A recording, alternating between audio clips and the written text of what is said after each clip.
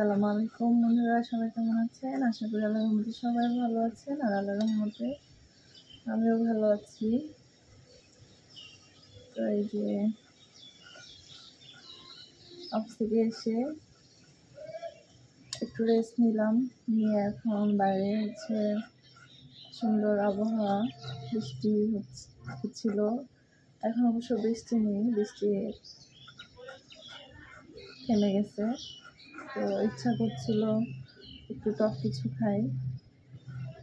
একটা খাই। তো বাসায় যে আম ছিল, বেশ কয়েকদিন হয়ে গেছে আমগুলো এনে রাখছিলাম মাখিয়ে খাওয়ার জন্য। সেই সময়টা পাই নাই, যার জন্য আমটা অল্প বয়সে পেকে গেছে। অল্প বয়সে পেকে লাভ কি, সেই টক কি লাগবে, কারণ বয়স হয় নাই।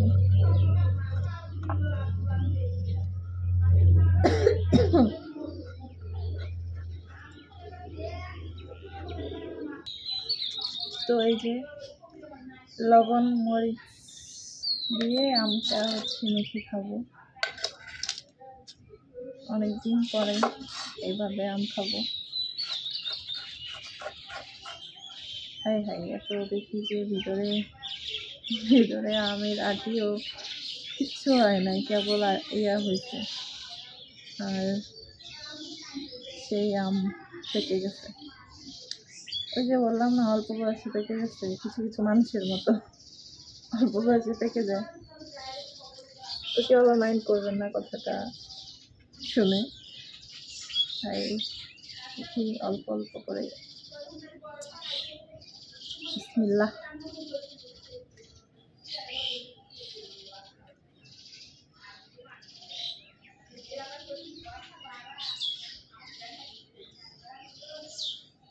আরে বাবা,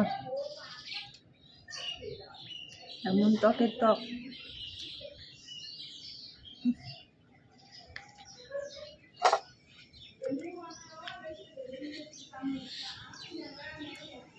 এত টক!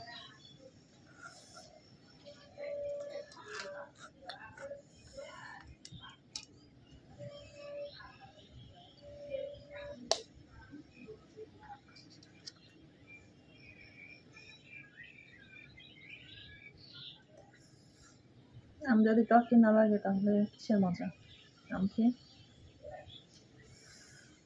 এই যে রিং বানিয়ে নিচ্ছি আমের।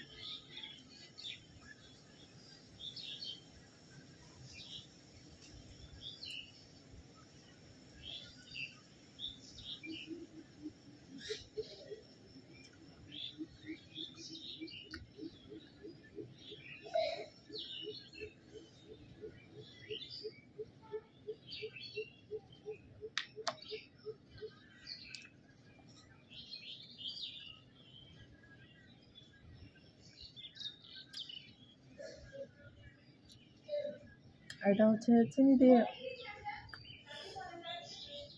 লবণের চিনি দিয়ে মাখায় খেলে মজা লাগবে।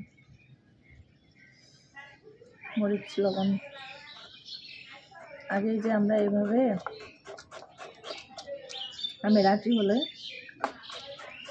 এভাবে আম কুচি কুচি করতাম, করে এরকম করে ছোটো ছোটো করে ফলে, তারপর হচ্ছে মরিচ লবণ আর চিনি দিয়ে মাখিয়ে খেতাম। তো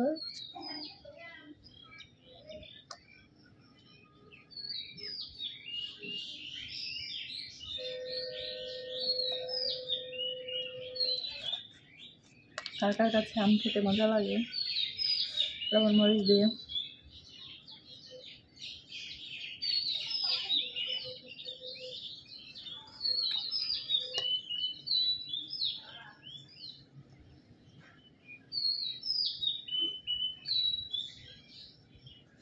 আবার আজকে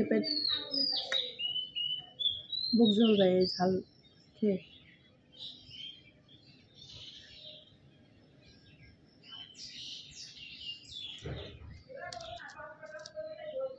ইচ্ছাও করে, আবার ভয়ও লাগে।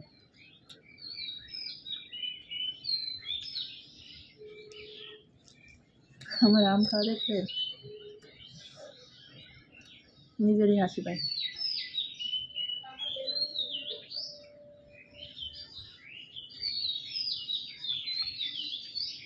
বুঝলাম না, এইভাবে কিছু কিছু করে কেটে খেলে একটু মিষ্টি লাগে, আর এমনি খেলে টক লাগে। কি কাহিনীটা?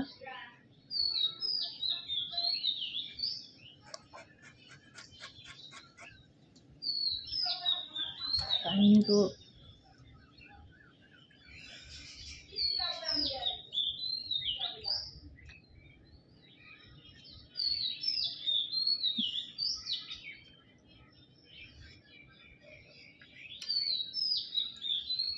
আমার দাঁতের অবস্থা কিন্তু ভালো না।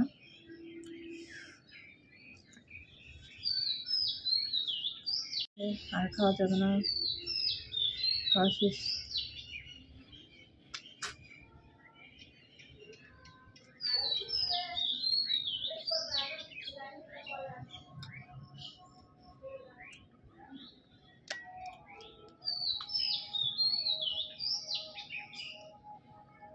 তো সবাইকে অনেক অনেক ধন্যবাদ। আমার চ্যানেলটি দয়া করে সাবস্ক্রাইব করবেন যদি ভালো লেগে থাকে, আর কমেন্ট করবেন, আপনাদের মতামত জানাবেন। সবাইকে ধন্যবাদ।